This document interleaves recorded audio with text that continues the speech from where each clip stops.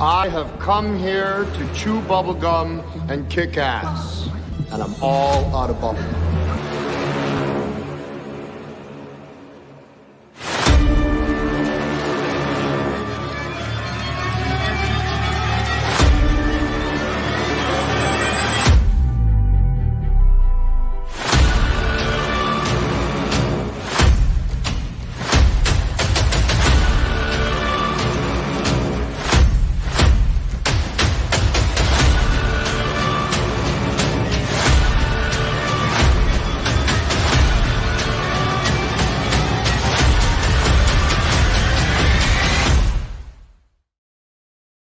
Hey, everybody. I am not Henry Confidential. I am Calamity John Moore. I'm here tonight because Henry is debating today, and he has chosen an opponent, a worthy opponent. So all you out there watching live and whoever watches this in the replay, you're definitely in for a treat. Let's get right down to it. Henry is very a stickler about time.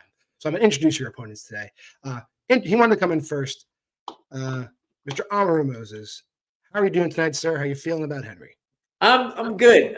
Henry thinks because I've been telling him like I just ended school and then I had a camp today with like 100 kids, 9 hours of basketball that because I'm tired, so I'm not all the way there. This is debate. I'm always there. So no matter how tired I am, I'm ready for this.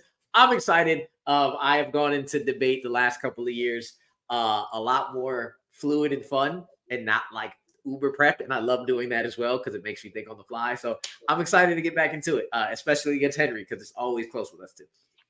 Yeah, I've definitely watched the all matches. Definitely goes back and forth all the time, and somebody was going to say more about that. I'm sure. The man who runs the place, Mr. Henry Confidential. Henry, how are you doing today? Anything to say to Rue? Anything to say to people out there? But yeah, my main thing is I'm glad that Rue is going to be there because, I'm just as a competitor myself, obviously I picked Rue because I want to face the best immediately. I don't want to have, one of those records where I'm like, oh, I'm 10-0, but like, who did I play? Miami Dolphins. But, it's one of those things that, I want to play him, but I want his full scale. So I'm glad that he's, going to be there. And I'm the same way. I have notes in the sense of like things I don't want to forget or, some fact checking type of notes, but yeah, I don't really prep. I just know the things that I know. And then I let my bullshit speak for itself. I don't bullshit as much as Jay, but I definitely bullshit my own right. So I'm excited for this.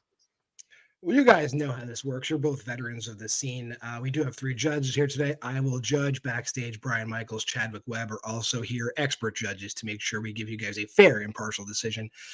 You'll at least have 3 rounds of debate, but it's the first person at 3 points will win the match. So let's get it started with round number 1. The Oceans franchise is pretty beloved. Obviously, we have, George Clooney at the center of the Oceans franchise. But the question we're answering today is, what other member of his crew deserves their own spin-off? Before the match, we flip the coin, and it all shook out that Amaru, you'll go first in this round. So I will drop myself back. We'll be ready to start speaking. Go ahead and before that 1 minute.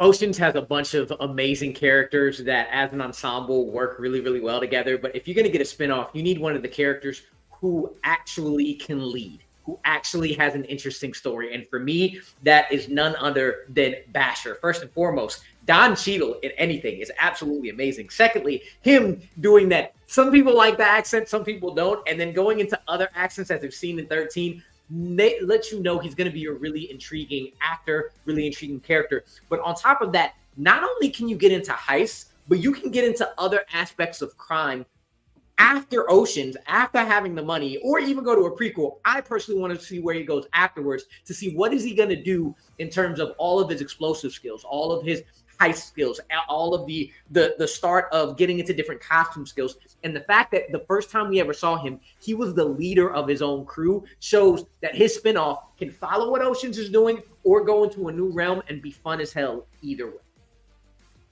All right, and time. Henry, we'll go to you. Whenever you're ready to do your introduction, you go right.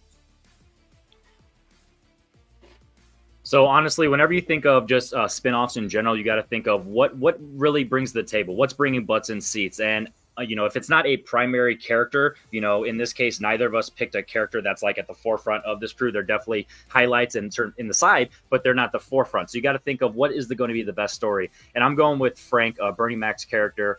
Frank Catton, Bernie Mac's character in the Ocean franchise, and obviously he's passed away. So I want to set this off the rip that I have two options of. It's going to be a prequel. I have two options who I'm going to pick. It's either going to be Brian Tyree Henry or Winston Duke. I feel like they would do a fantastic job of combining the comedy as well as just the con artist, smooth suaveness of it, as well as just the menacing. They're Winston Duke 6'5" and Brian Tyree Henry 6'2", when Bernie Mac was 6'2"-ish. So it just showcases that they can fit in perfectly. No one's ever going to replace Bernie Mac, but unfortunately he's passed away. No one would ever replace Philip Seymour Hoffman. But if you needed to, play one of his characters, that's totally fine. So I have no issues with that. The character is more interesting, and I'll get into that when we talk about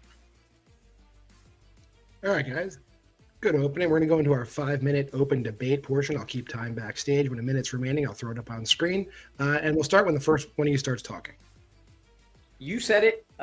It's Bernie Mac, and he's hard to replace. I like your casting.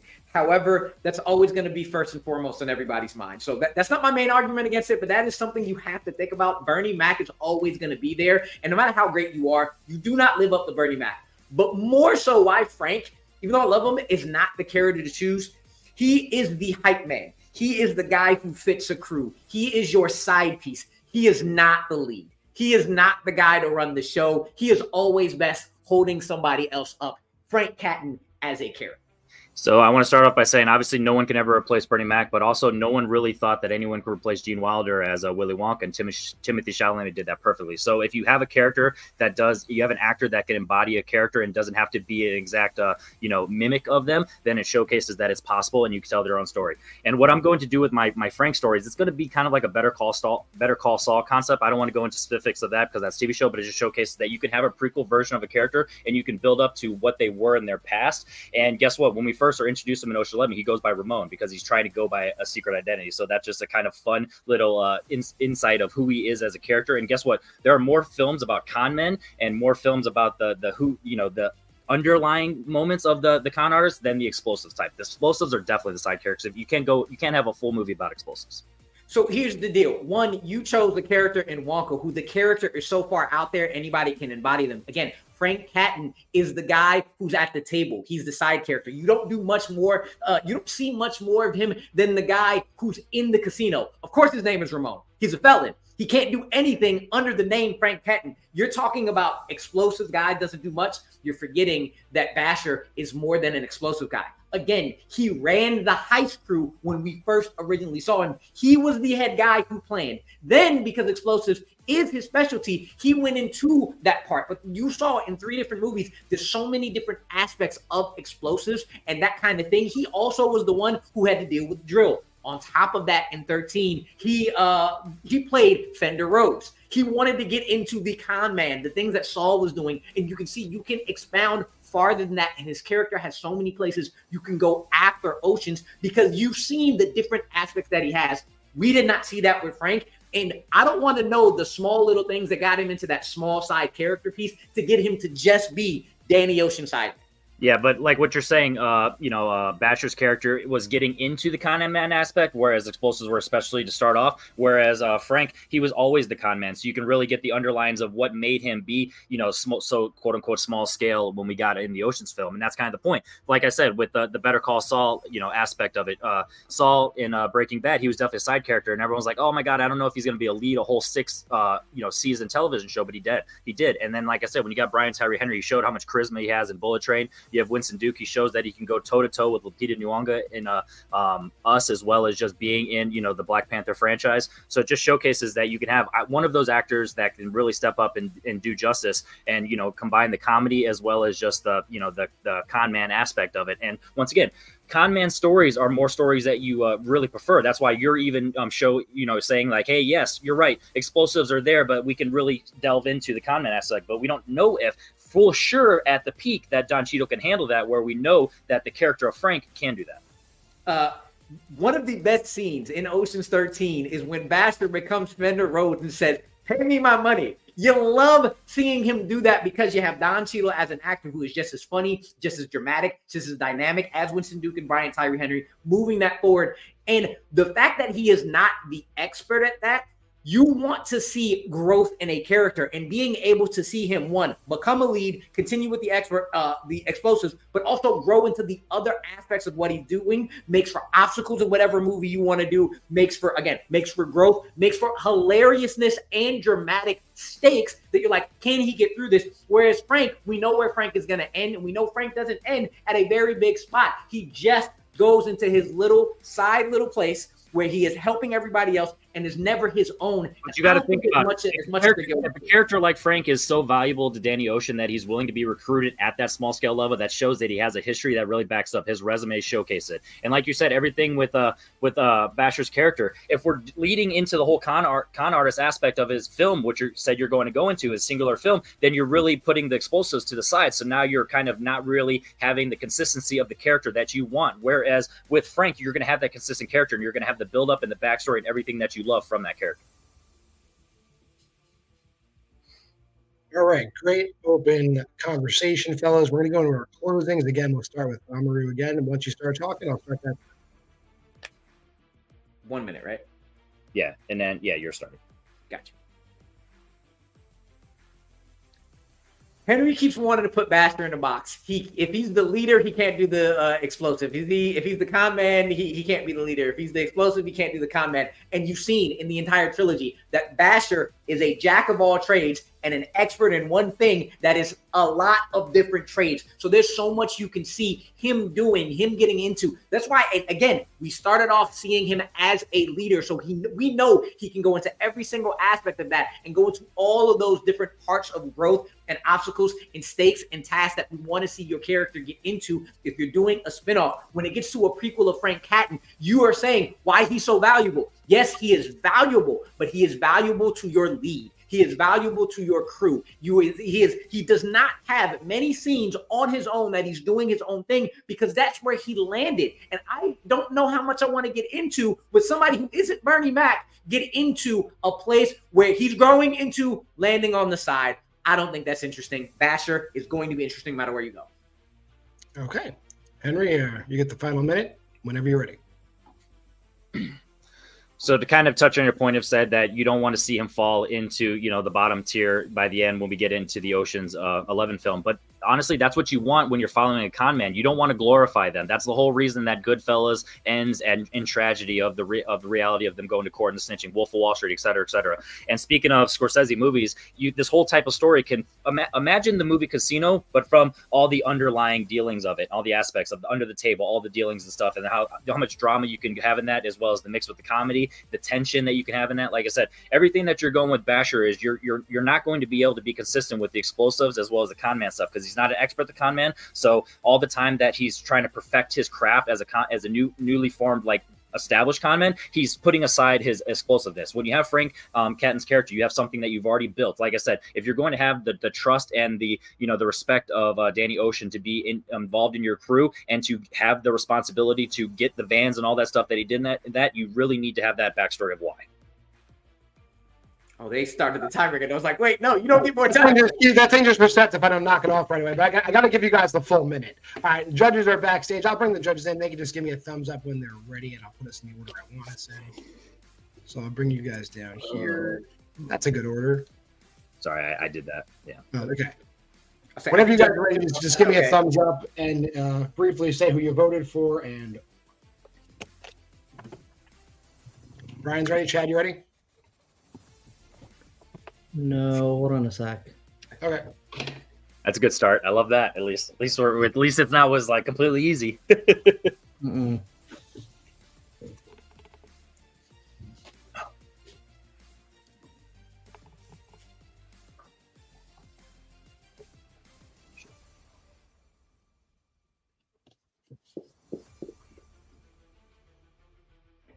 Great start, by the way, Henry. Hey, absolutely. We expected nothing less. Okay, we are all ready. Chad, we're going to start with you. Who did you vote for, and a brief description of why? This was very, very tough because two very different arguments here, and I don't know. I really like Amaru's whole thing about The character development that you could give for Don Cheadle's character, and that he was a lead, so he can be a lead again in a movie. And then I really like Henry's whole comparison, even though it's TV comparison to like the whole Better Call Saul thing, where you go back and you use that to flesh out the character more from the past. I really like both a lot, but I went with Henry.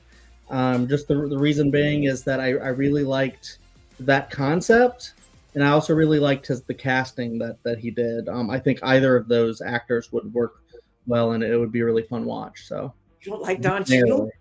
You don't like Don Cheadle? Brian, what do you got? It's hard. Well, I'll tell you now, John's gonna have to decide this because I voted for Rue. Honestly, it's one of those things where I definitely see the appeal of seeing like the backstory of Bernie Mac's character, and even if you have to recast him, that's not an issue for me. I could totally see that, and those are good choices as well. And that could be a lot of fun. But a question like this, which is essentially like a pitch kind of question, it really comes down to which one made me want to see that movie more. And for me, Rue just did a better job of making me think, yeah, I'd like to see that flick. Okay, so I'll just give a tiny spiel and then say what I voted for. It's kind of weird because we're voting against Don Cheadle's character moving forward and Bernie Mac's character moving backwards. So they're both movies I'd like to see. I do think there's one small point that was made, is that when we first meet Frank in the Ocean's franchise, he is at a low point. So therefore, a prequel being pitched would have to end with putting him at that low point. So given that, I have to go with Amaru. All right.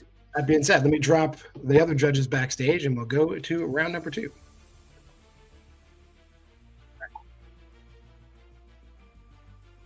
Round number 2. Oh, that's not it. Round number 2. What is the best sci-fi film of the 21st century? A lot to choose from in these 24 years we've had so far. But Henry, we're going to start with you. I'll drop myself back when you're ready to pitch. What's the best? Not pitch, but say what is the best sci-fi movie of the 21st century. You do that, and I'll. All right, so I want to go off the rip by saying that both of us picked fantastic sci-fi films, like in terms of just the genre. So arguably, that I think our whole point of what we're going to go back and forth is just what is the better film under the sci-fi genre. So with that said, I went with Inception, Christopher Nolan's masterpiece outside of the Dark Knight trilogy, because obviously geeks are always going to stand over that. But Inception is one of those films that just has a stacked cast where everyone is able to hold their own. You have Leonardo DiCaprio at the helm. You have Tom Hardy, Joseph Gordon-Levitt, Elliot Page. You have Marion Cotillard, all doing fantastic work. It's one of those films where if you take the concept of the bomb meme out of it from the trailers, because guess what, that has nothing to really do with the actual film. If you take that out of it, there's nothing really that anyone complains about this movie. People can talk about it like, oh, it's confusing and yada yada yada, but those are the people that just don't pay attention because they're looking for a traditional blockbuster type film. And I'm not saying it's one of those films they need to watch multiple times to understand. At most 2 times, but the majority of people, like I watch a lot of film reactions on YouTube, and after the first watch, more people get it. So it's one of those films that is just fantastic, stack cast, perfectly acted, awesome. All right, so we got Inception, and Amaru, whenever you're ready, I will start the timer for you. Denis Villeneuve has proven that he can make sci-fi epic, sci-fi masterpieces, and I think personally his masterpiece, even though other people will pick something else, and the best sci-fi film of the 21st century is Arrival. Not only is cast also just as stacked, Amy Adams, Forrest Whitaker, Jeremy Renner, in probably one of his better roles. Zima, who a lot of people don't give credit to, he is really great to hit that end. Michael Stuhlbarg, all of them, but the story is so damn good in terms of the themes of communication, what we do when we get outside forces coming in and you're worried about whether or not they're a threat or not.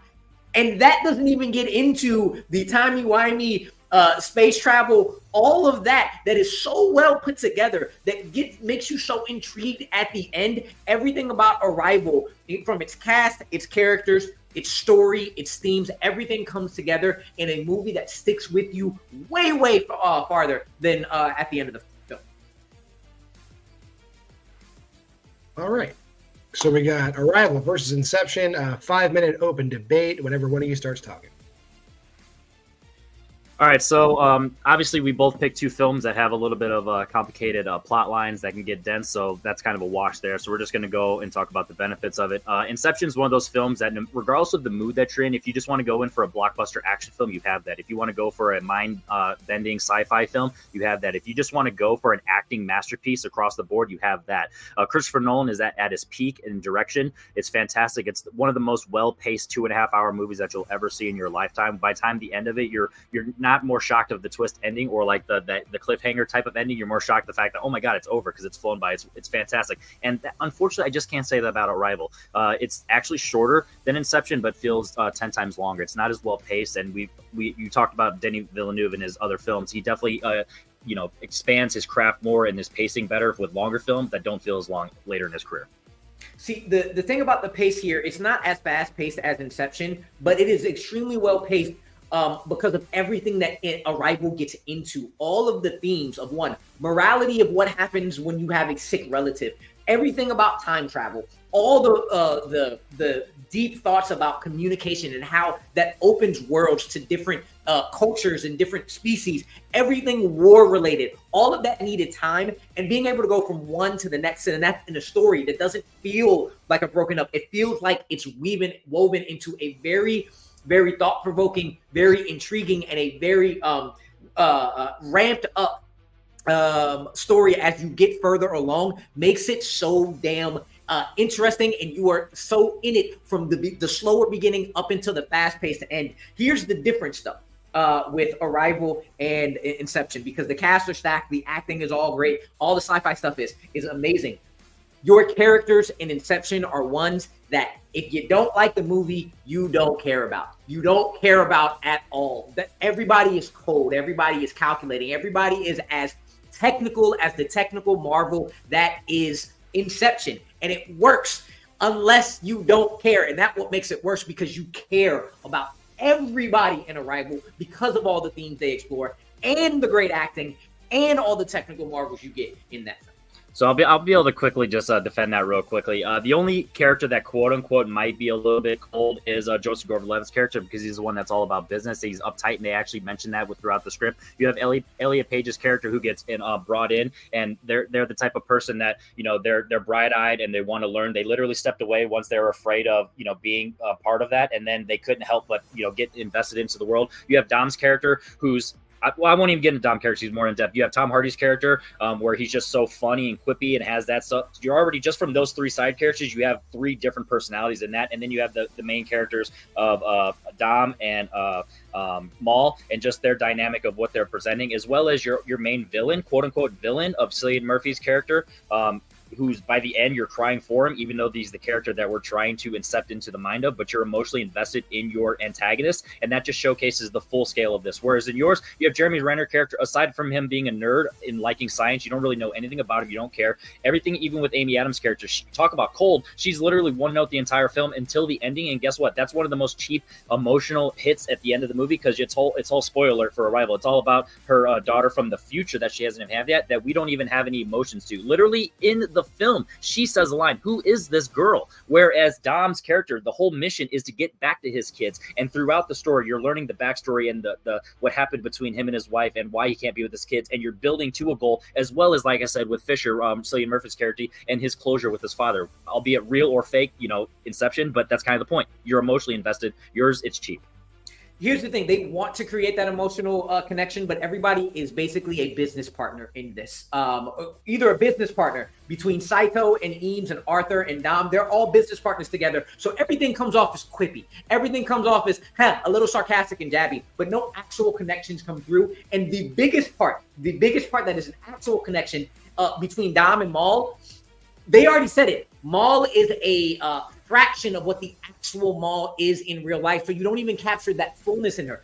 Amy Adams and Jeremy Renner's connection, the little will they, won't they love, and what connection they have, you feel that. Forrest Whitaker, no matter what he's doing, his moral ambiguity and the connection with Amy Adams makes you care about them. Everything about Inception is real. Let me get to this, let me get to that, let me get to that. And anytime they get to any emotion, it's fake emotion. It's paid emotion. It's a business. You can literally replace Forrest Whitaker's character, Michael Stovall's character, with any other character who's in the military, and it just presents the same exact thing. It doesn't care. All right, great conversation, guys. We're going to flip it this time. Henry, you will be the first person to give your closing argument. So whenever you're ready, I will start the timer.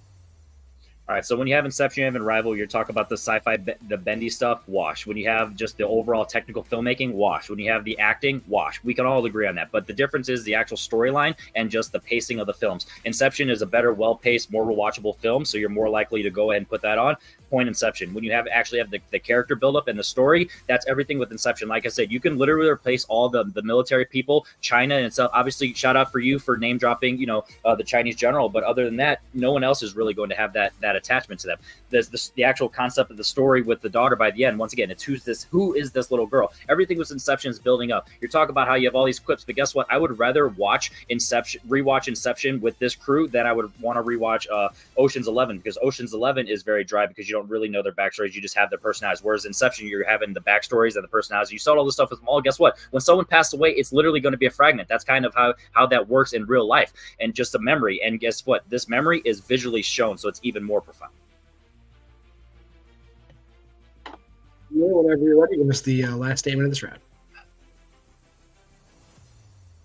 You talked about the pace of Inception, and the pace, again, is business-like. It's because everything needs to be in place, one after the other, after the other, after the other. And that's why all of that works. That's why it's a fun rewatch. That's why it's something you can get into, but you never really get into the characters more than you get into the technical, more than you get into what level are we going into, and you don't really connect very deeply with any of those guys more than the team and what they're doing themselves.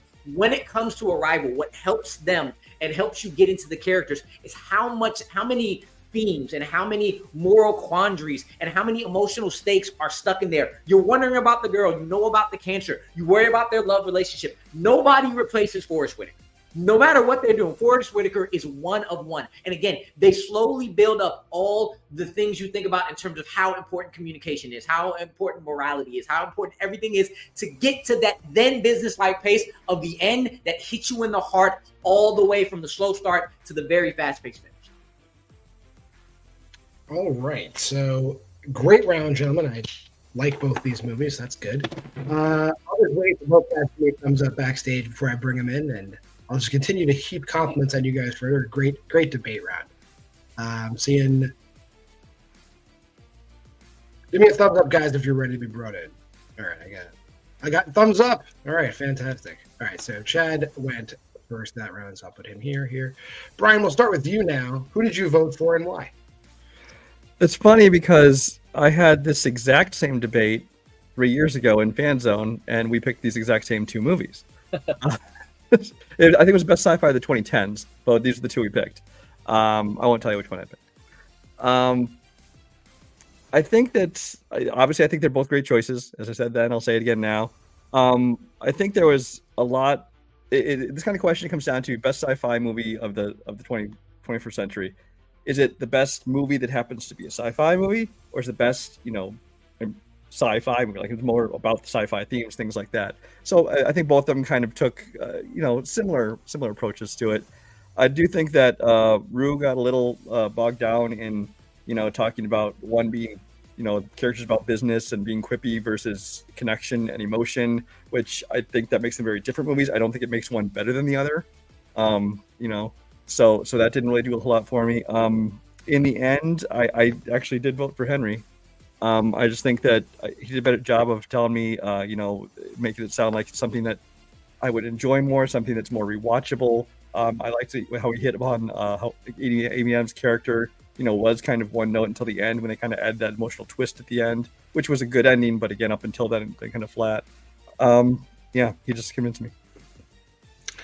Yeah, I'll go next. I am kind of like an old school policy debater. So when an argument is dropped and it kind of gets to the end of the argument and there isn't really a good counter to it, it hits very hard. So I do have to kind of echo what Brian said. The argument about Amy Adams's emotions being hollow and the line about who is this girl? Not that Amaru didn't answer it at all, but I didn't feel it was answered sufficiently to defend Arrival. So I had to vote for him. I'm just glad that Rue did such a good job defending one of his favorite movies of all time. If not number one, I can't remember if it's Water up there. Anyway, do you want us to see what Chad says, or do we go ahead, Chad. I was holding that in. Of I feel bad for Rue that entire time. Go ahead, Chad. Yeah, no worries. Yeah, I had the same vote with Henry, but it was very, very close. You guys were back and forth a lot, especially with all the character talk and stuff. That was like I feel like most of the thing, but I feel like Henry kind of painted more of a watchable movie, even though it is really long. And Rue, I think, did a good job of saying, even though mine's slower paced, it's really get into these like good moral quandaries and stuff. But I feel like Henry still painted a better picture of a movie that people would want to watch more. All right. Fair enough. I'll drop the other judges backstage, and we'll move on to round number 3. Round number 3, simply, what comedy should have been nominated for Best Picture? Obviously, there's a ton of candidates out there. I'm not going to belabor this point. I really am interested in what you guys are going to say, because I can think of a ton of candidates off the top of my head. Now we're back to Amaru giving the first statement, so I'll drop myself back. Whenever you're ready, I'll start that time.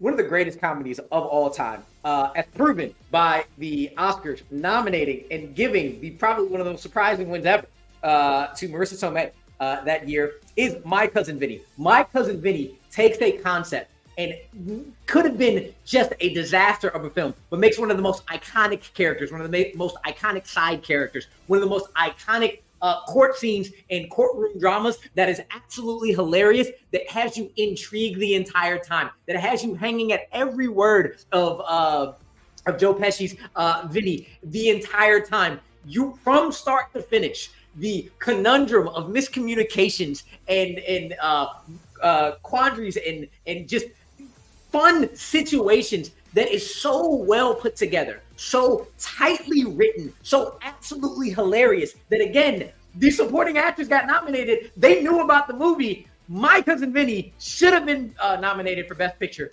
hands down. All right. So we got My Cousin Vinny on one side, and Henry, whenever you are ready, let's hear what you guys say. So I want to kind of bring up some famous Best Picture nominees that were in the comedy genre. You had The Great Dictator, Dr. Strangelove, Tootsie, Little Miss Sunshine, Jojo Rabbit, and most recently The Banshees of Inisherin. What is something that a lot of these films have in common? They have in-depth personalities and characters, and they actually have something to say, and they're tackling tough issues. And that's why I'm going with Blind Spotting from 2018.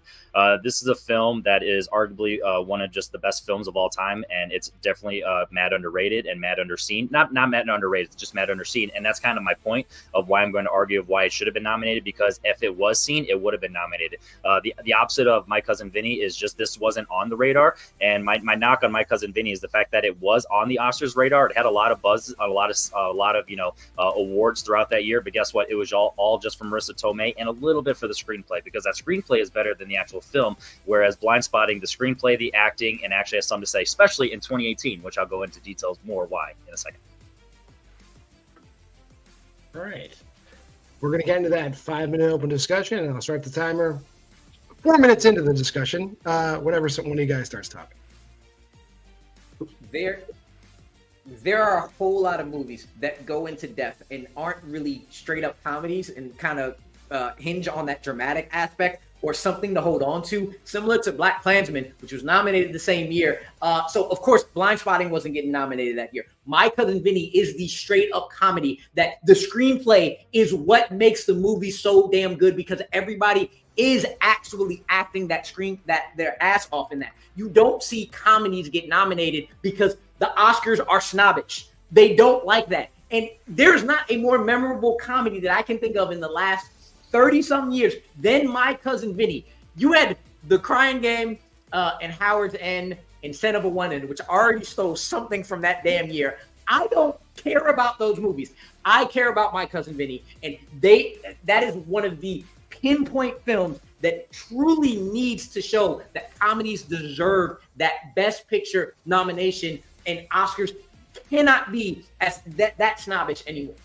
So how I want to knock your My Cousin Vinny, you literally just talked about how the screenplay is the reason that holds that together. And guess what? That's what happened with Do the Right Thing in 1989, the 1990 ceremony of the screenplay was the driving force, and that was nominated. So it showcases that you can have a story that where the screenplay shines and you get the recognition, especially like I said with Marissa Tomei, she was in the focus of the awards. And guess what? Also in 1992, you had another courtroom movie, and it was A Few Good Men. And guess what? If My Cousin Vinny doesn't stand toe to toe in the same universe as A Few Good Men. Where, on contrary, in 2018, Blind Spotting is a film that showcased the African American experience, unfortunately, in today's era. And guess what? It was right around that Oscar so white time. So it's definitely, even if it was quote unquote BS publicity, it should have still been in the forefront, and it wasn't. But if you compare that to Green Book, which was the one that won, hands down, no one, if anyone has both seen Green Book and Blind Spotting, no one's picking Green Book over Blind Spotting. If you have Black Klansman, it's one of those films where it's a kind of a one and done. It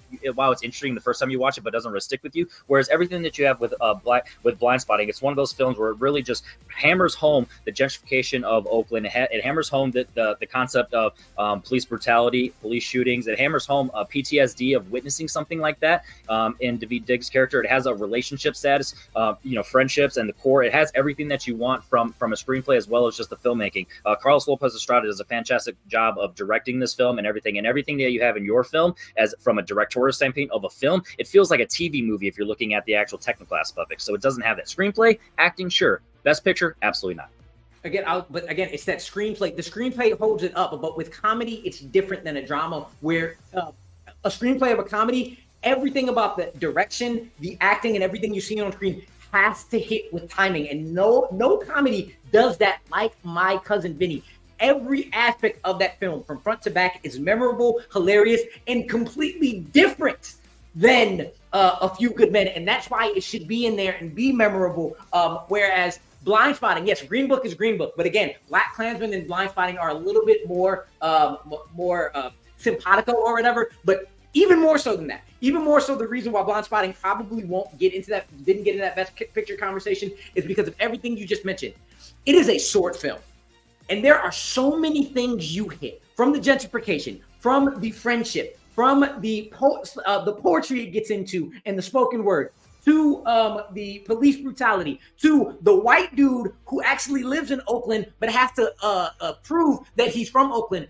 There's so much it tries to get into in that short amount of time. Every time you get into that, you dip back out of it and go to something else. So you don't get in as deep as you can in something like Black Klansman. And that's why it doesn't hit as hard or go to Best Picture, because you can never get into it before going out to the next time. Well, I'll dispute that real quickly. Dr. Strangelove was only a 90-minute film, and it did the exact same thing of covering war, anti-war. It covered the general on the ground floor. So Blind Spotting does the same exact thing, where it covers multiple aspects of this world. It builds a universe, and it's really something you want to go back to. And that's where I want to compare, Black Klansman. Black Klansman is one of those where it was like gimme for Spike Lee because he didn't get it he wasn't, in the big picture award and for Do the Right Thing. So this was kind of especially during the Oscar so white time, they're like, let's give, Spike Lee a bone. Whereas once again, Blind Spotting wasn't on anybody's radar. If it was on anybody's radar, not only is it being nominated, it's winning. My Cousin Vinny was on everyone's radar in the awards film, and they knew not to pick it. They knew they should nominate Marissa Tomei. They thought about screenplay, but they definitely hands down said absolutely not for My Cousin Vinny, because then they wouldn't have nominated Howard Zinn. They would have nominated My Cousin Vinny. Blind Spotting, once again, just not on the radar, or else it would have been nominated and specifically won. I don't trust the Oscars back then. They gave Al Pacino the thing over Denzel Washington that year. I don't really trust their thought process. And time. So we're going to move on to closing statements. Amaru, we're on the round that you were going to go first, so I'm going to jump backstage. Whenever you're ready, I'll start the timer for you.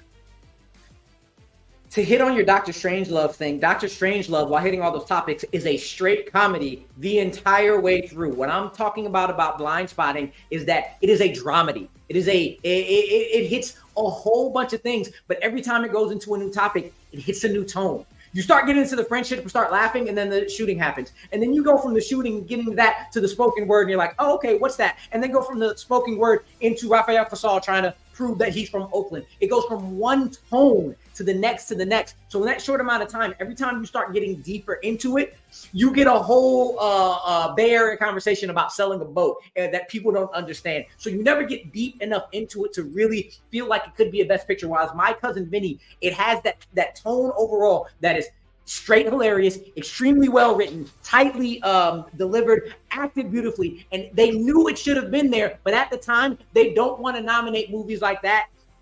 My Cousin Vinny, all the way, should have been there when a bunch of others didn't. All right, Henry, close it out for us whenever you're ready. So obviously I didn't really touch on this too much because I just feel like it was just a moot point. It's a comedy. It's literally comedy is the #1 genre on IMDb, so that's not really a point. When you're going out through this film, the reason that it should have been nominated for Best Picture because it does balance the comedy as well as the drama. It ends the climax is a battle rap scene or a rapping scene with a gunpoint where you think he's going to shoot because any other person who doesn't have the restraint, they're probably going to do the shooting and get the revenge and all that stuff. But it has the restraint and it has the discipline and the maturity to showcase that the black man doesn't need to shoot the white cop to get revenge, that he's better than that, and he uses his words. So it's a combination of the screenplay as well as just the fantastic direction and overall complete picture that you have from this film. Once again, in comparison to Black Klansman, that's a film that you watch it once, you shout out Spike Lee, but it's at the end of the day, you forget about it. Blind Spotting is a film that has resurfaced. It got its own spinoff of a TV show for a reason because people are still talking about it. It's still relevant. And if people were paying attention in 2018, it would have been nominated as well as won Best Picture. My Cousin Vinny does too much of the comedy and not enough of the drama to stand it that. All right. That is the end of the round number 3. So what I'll do is I'll just look backstage. I'll go first, though, and whenever you guys are ready, throw me a thumbs up, and I'll bring you guys on in the order you're supposed to be in. All right. I got a thumbs up from Chad, and I think I got a thumbs up from Brian shortly, and I got a thumbs up from Brian. All right, cool. Okay, I'm getting this out the way right now. 1, Inception is my #1 movie of all time. Blind Spotting is my #2. And the fact that I didn't pick Blind Spotting pissed me off so much. I'm glad y'all picked y'all already because the amount of bullshit I just viewed about that perfect fucking film. Oh my gosh. I've been holding this in for 2 fucking weeks. I'm a fucking idiot. Anyway, I'm glad y'all got your thumbs up. I hope I did a good enough job. We know the last round, as soon as you said Denis Villeneuve, I thought for sure you were going to pick Dune and make him argue against that. That would have hurt him. Oh my Well, God. I mean, Amaru didn't necessarily make my point for me, but I do like that Amaru went into the politics of the Oscars and Henry didn't, because he was 100% right that then not only were there less pictures nominated for Best Picture, but there was a lot of politics around comedies just being not kind of people look down their nose at comedy at that point in time. And I didn't hear any answers to that in like a greater sphere, so I voted for Amaru this round. Oof. Chad? No, I actually was on the same exact wavelength as John. I voted for Amaru as well, and it was just because Blind Spotting is always taken down. It's so underrated. It can't even win a debate, even though it's the right answer. I'm sorry. no worries. I mean, I do think Henry did a great job at coming out and saying why Blind Spotting should have been nominated and maybe even won the award. Because I mean, I also do think it's really great. But I think Amaru did a great job at talking about the campaign for it and how, like, even though it was on the radar, they were never going to nominate it for Best Picture because of the bias against comedies. And that was kind of a thing that he threw in the last minute. And that I was like, that's a great point because I feel like Henry was talking like too much about that Blind Spotting just wasn't on the radar, and then maybe so it wasn't like a comedy bias against it. And I think using that was a really good thing. But also, I feel like Amaru just hit more about My Cousin Vinny being hilarious, and that Henry he noted it at the very end when he was talking about like, oh, by the way, it is still a comedy. But then he went ahead right after that and started talking about a great dramatic part of the movie, and then I was like, well, I mean, I'd like more examples of like the comedy and stuff. So, but both were good arguments for sure. And we'll touch on Brian just to see what he said. I also went Amaru. I think that I think Henry's whole argument about how it just was underseen, otherwise they would have nominated. I don't think that held a whole lot of water, simply because the Academy nominates plenty of movies that few people have seen, have even heard of sometimes. But really, it was Ruth's kind of argument for Vinny that did it for me. I think that he was very good at punching back against Henry's cons against it, because when he was talking about the screenplay, he said, yeah, but especially with the comedy, the screenplay, everything has to work together. The directing, acting, everything has to work to make it great. I think he did a great job pitching that. As well as he also just kind of touched on, that 1992 was a much weaker year of nominees with things like Howard's and things like that. So I'll take it as a win for Blind Spotting, because if I talk about Blind Spotting, I'm going to win. That's what I'll do. We shall see in the future sometime. We'll drop you guys backstage. Oh, Myself here, switch this way. All right. We're on to our fourth round, and it's a round that's near and dear to my heart, though I don't know what you guys are going to say. Pitch the next versus horror film. This round will go a little bit different. You're going to get 1 minute setup, and then a follow-up. You're going to get a 2 minute expansion before a shorter open debate round. But that being said, Henry, what's your pitch? Let me know what that is, and I'm going to start the timer. Let me drop myself backstage first, and I'll start the timer when you start. So when you think of the versus films that we already had, you have Alien versus Predator, you've had Freddy versus Jason, and the reason that those were not as successful as they probably should have been is the fact that they're kind of too similar, and I feel like that kind of defeats the purpose of what you're looking for a versus film. Is you want two concepts that are in the same vein, because they would have to go up each other, but different enough where it's very combative. So I'm actually going a little outside the box here. I'm going Hannibal versus Jigsaw, and the reason I'm going for this is, like I said, if you look at the other versus films that we've already had, you've had two characters or two concepts that are too similar, and the reason they kind of, it just, at the end of the day, it's just like action figures smashing each other, or like in Freddy vs. Jason, it's a forced thing. You literally needed Freddy's character to awaken Jason to even have that concept. You needed them to be in Alaska to just randomly, awaken the alien, and then the predators just show up. It's kind of just generic. Whereas in my Jigsaw, which I'll go into my Jigsaw Hannibal, I'll go into expansion of why this story would actually exist and be fantastic. That is the first setup, and we'll go to Amaru's setup right now whenever he's ready.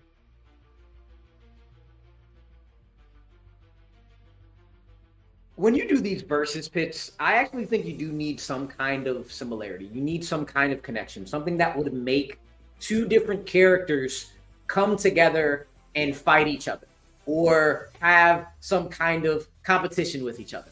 And that is why I decided to go with Chucky versus M. or Megan, whatever you want to call it.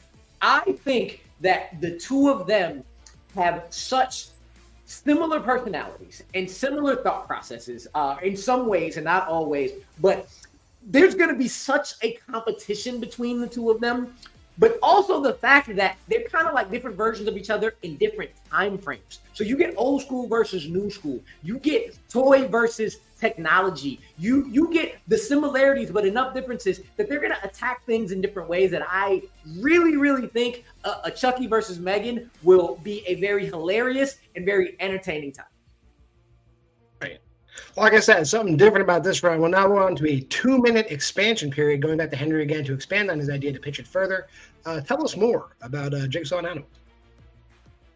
So what I'm going to do with my Jigsaw and Hannibal storyline is Jigsaw still in the loose in the current timeline, whether it's the actual John Kramer or whether it's the prequel version. You can definitely go about it different ways, because obviously we want Tobin Bell's John Kramer still there, so we're going to probably go within that realm. And obviously it's a what if, so you can go with whatever storyline you want. But I'm going to go with Tobin Bell because obviously he's just the pinnacle of what Jigsaw is. And I'm actually going to go with Mads Mikkelsen's version of Hannibal, so we can have a younger version, because obviously Anthony Hopkins is too old to kind of be that. But what I'm going to do is it's essentially going to be similar to what we got in Silence of the Lambs, of how detectives are going to go and kind of utilize Hannibal Lecter as just the smarts to kind of bring down Jigsaw. Because the whole reason of why the Saw franchise was able to go 10 movies up to this point is just because he's so smart. Even, spoiler alert, even after John Kramer's passing in the third film, going into third/fourth film, going into that, and you're able to still utilize a lot of his traps, is because he's so smart. He's able to develop traps for time and time and time beyond his death. And that's why you need to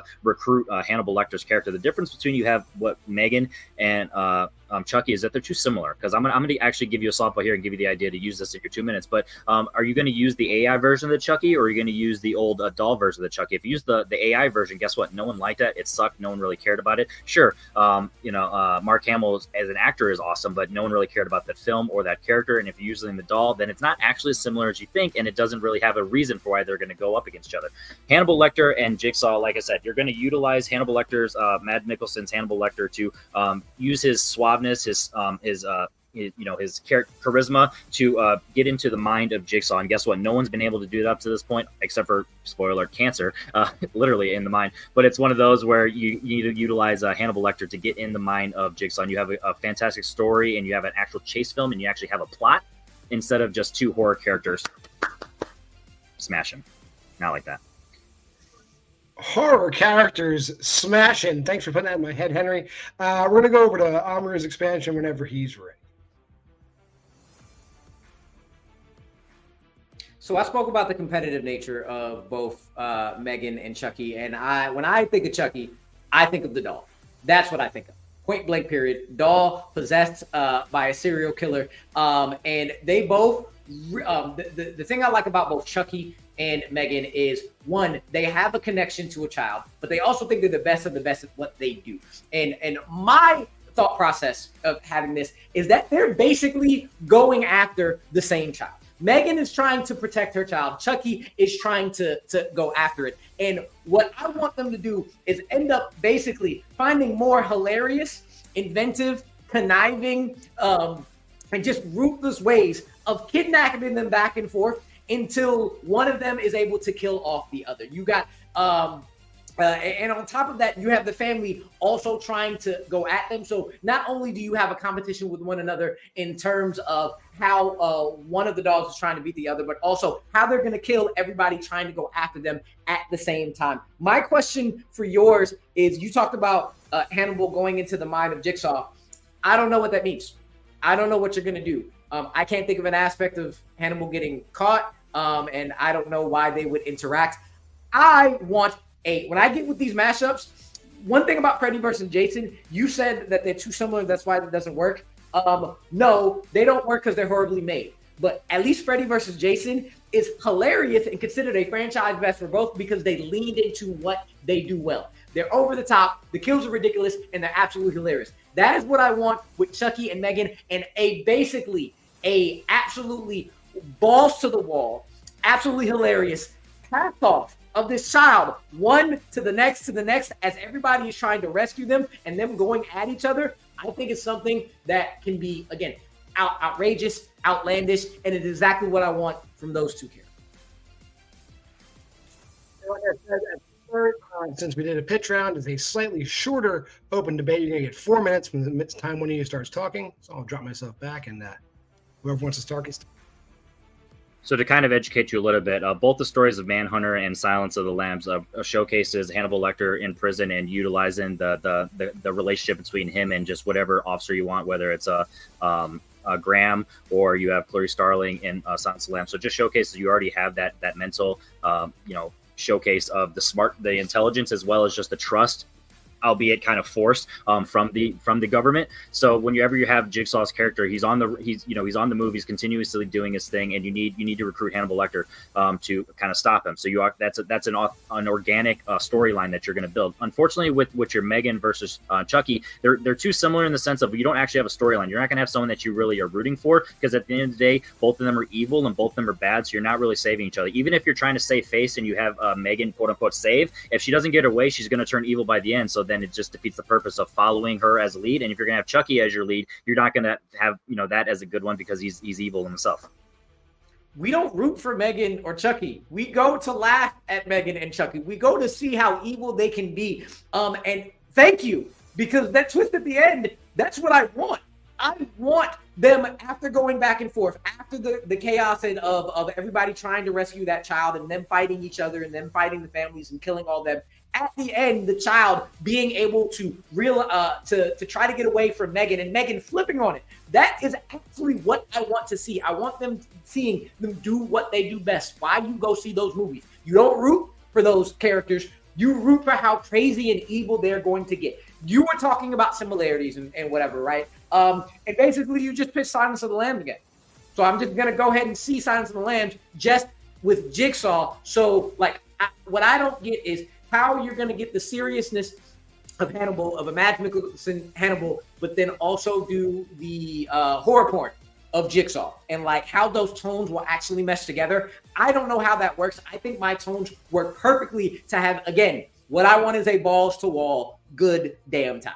So what you're going to get in the story is, like I said, Jigsaw, he's developed a trap, and he's getting one of the family members of the police officer, whether it's a Clarice, whether it's whatever, and that's the reason that they're desperate, and they're so desperate that they're going to go into Hannibal Lecter. Because if you think about it, why would you utilize Hannibal Lecter? Because if you think about in the actual Silence Lamb story, it makes no sense of why you would trust a murderer to help you in a case. Whereas in this one, the police officer or whoever, the detective is so desperate because their family member was the one kidnapped, so now they're going into, and that's an organic way to combine these two universes. Whereas in Megan and Chucky, like I said, it's two storylines that are too similar. Because if you said you want campy and all that stuff, but guess what? The only reason that the Freddy vs. Jason movie is somewhat beloved, from a cultish aspect, is because it was from the 2000s. Guess any of the horror movies that you have nowadays that are quote unquote campy, no one cares about. The Five Nights at Freddy, no one really cared about. It made money, but when we actually look at the scores, no one cares about that. So horror movies it's not that hard for them to make money. So I don't really feel like that's a good argument. You want the one that what is the better movie, and the more organic, actual, natural story is the Hannibal Jigsaw. Yours is just, once again, two horror characters that are just going to make a mess.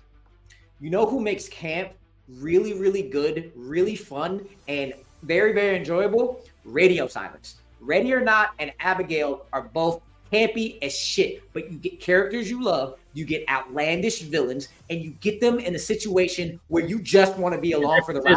Focus story with one singular. With what you're doing is you're kind of trying to combine two entities, and I feel like that doesn't match, because the whole reason that Scream works is just because it's already Scream. You're building in the legacy characters, and they bring that up. That's the campy aspect of it, not the actual fight. And everything with Abigail by the end, if you actually ask most people, the blood and the guts by the end, that's when people start turning their brains off, and that's when it's the first 45 minutes. The mystery is what they got. Once you got into camp, they're turned off. All right, great discussion. I'll leave my opinions to myself. We're going to go back over to Henry for his 1 minute closing whenever you're ready. So the question is, what should be the next Versus movie? And honestly, by the end of your film, it doesn't feel like a Versus. It feels like an and that just kind of defeats the purpose of what you're looking for. Because at the end of the day, you're going into the sequels, you want to see them fight, and nothing about your storyline really organically makes sense of why they would fight. It actually sounds like they would team up. And sure, if the question is what would be the better team up movie, maybe I would pick yours over mine. But the actual Versus, you have the mental capacities that of Hannibal Lecter and John Kramer, Jigsaw, of really showcasing of why you need to recruit a murderer, a cannibal, in Hannibal Lecter to find Jigsaw's, because like I said, the storyline is the detective's family member was kidnapped, and you're that desperate, and then through that you're able to get into the mind of that. And that's the difference between with Silence of the Lambs or Manhunter, is the fact that you're actually really going to get into the specifics of the detectiveness, because in Manhunter and Silence of the Lambs, there's not actually any detection from Hannibal. It's just him being kind of vague and that and giving riddles. And this one, it's actually going to be a detective story, and it's going to be a co-op behind obviously bars.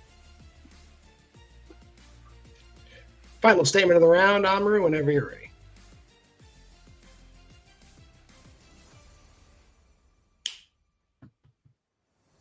Chucky versus Megan is the ultimate versus, because you got two child-loving figures going after the same child. Chucky taking the child that Megan is overprotecting to the point of killing other children, until that child that is being protected by Megan turns on her. So Megan has to turn on it because that's what they do. That is a versus.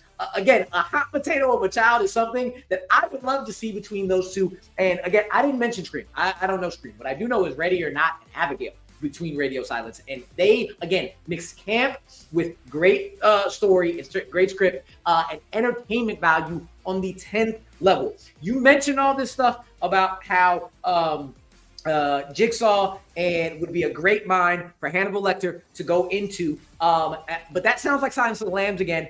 But at a weird way, because again, the tones of the movies are so damn different that the way you're either going to take Jigsaw and put him way down, or take Hannibal and put him way too gory. And I'm not interested in it. I'm just not.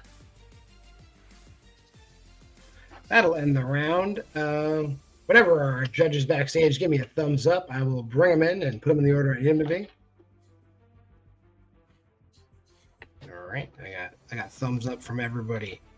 I believe this is the round we're putting Chad first, Brian second, me third. Chad, whenever you're ready. Go. Yeah, I liked both pitches. I think both sound like interesting movies. But for arguments, I went with, well, I'll show I went with Amaru. I'll show my board. So you know there's no trickery here. The thing about it was I think he pitched the more fun movie, the more like watchable movie that like I would actually have a great time with. And I think like him pitching the verses of like why they're actually going to go up against each other was actually really entertaining. Like I was like that actually kind of sounds really fun to see them like in like a competition almost. And then with Henry's, I did think it was interesting, like the idea of the minds going up against each other, but then also like the counter of that just sounds kind of like what happens in Silence of the Lambs.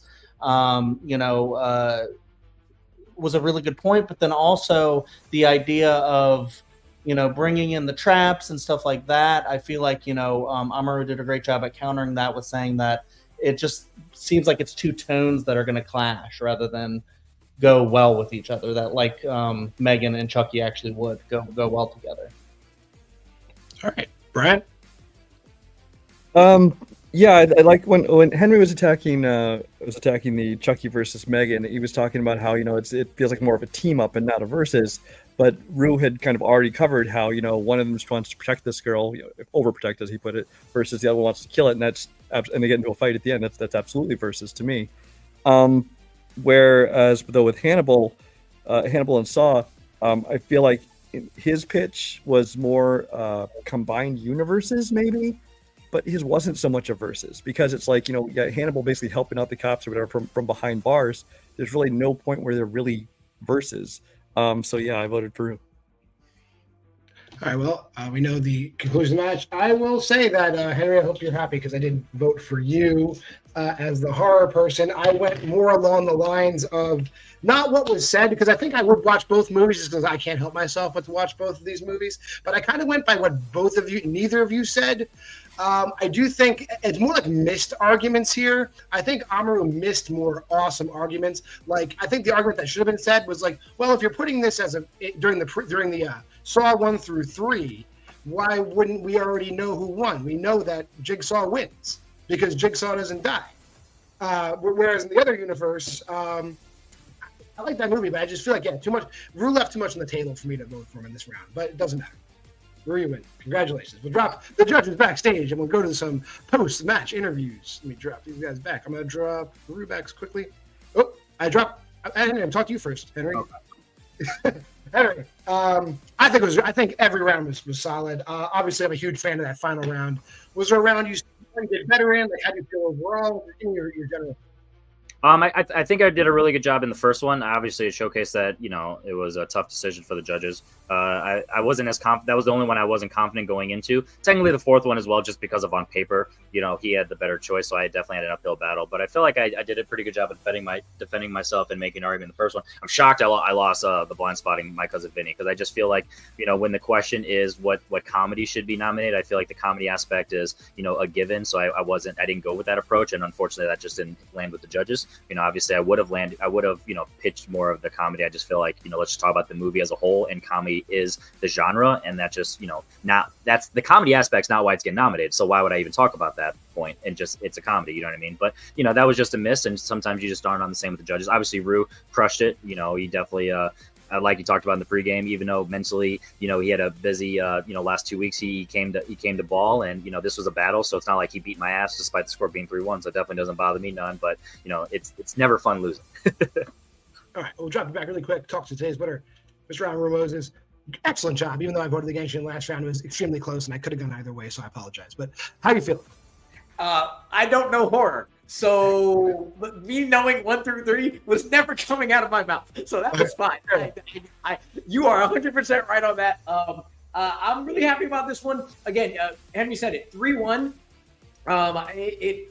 2 splits and two clean sweeps. So basically we kind of, we're very even, except I ended up getting both splits. I honestly did not know which way the Ocean's one was going to go. I was like, he did a damn good job in both, so I could see going that way. I knew I lost the Inception one because I know Inception up and down. I don't know Arrival as much, and I was leaning on, I've had to argue against Inception in the past, and I won that debate, so I was leaning on the same one. But it was a long time ago, and I haven't rewatched Arrival, so I was trying to remember it. And at the end of it, I was like, yeah, he beat my ass there. Same with Blind Spotting a little bit. I kind of felt the momentum though, because I have been in situations where I know that I have the right answer, but somebody got me bogged down in a different argument. And kind of took me away where I want to go. And that's what I wanted to do. Because, again, Blind Spotting is damn near my favorite movie fucking ever. Even Inception and Blind Spotting are right here. So I was like, I have to, because I know Blind Spotting so well, I have to find something that could be talked about as a down point, the tone thing, and hinder on that, but steer the conversation away from the movies themselves and get it into the Oscars. And it worked for me. So, and that last one, same thing. I'm not a horror guy, so I just pitched a movie, and I felt the momentum going my way. When the more and more I said it, the more and more I wanted to watch the movie. So I was like, let me just hone in on that. Henry did this thing, though. He always does. He always keeps me on my toes and has to make me think on the fly a lot. So I love going up against him, and I cannot wait to do it. Yeah, I think just through your analysis of the match, I couldn't have done it better myself, showing your true back. We appreciate having you here. I know Henry, I'll speak for Henry. I know Henry definitely appreciates having you here, and we're definitely going to see you again in the future. Let me drop you backstage, put a bow on this. Guys, if you sat here through the whole thing, you got a real treat. If you missed it, you're an idiot. Anyway, Henry's got a bunch of cool shit happening on this channel. Obviously, he's doing these debates. Obviously, he's doing the fucking Belt League. He's got other lives going. He does ranking stuff. He does whatever. He does everything everybody else does. He does it better. All right. So why aren't you subscribed to this fucking channel? Do it already. Henry, if you want to come in and close this, go right ahead. But I think that's a good enough thing. Do your outro and let's move on to the next thing. My name's Henry Confidential. Shout out Brian Michaels. Shout out Chad Webb. Shout out John Marr for hosting. And obviously, shout out Amaru Moses. Make sure you check out everything Bite Size Breakdown. Make sure you check out everything Why We Love Horror. For John, make sure you check out everything the Dill Pickle Network, the Oscar So White, or whatever Chad and Dylan do over there. But my name's Henry Confidential. Shout out all you guys. If you didn't have a blast, then I don't know what's wrong with you. John, that was the nicest thing you've ever said about me, and I appreciate it.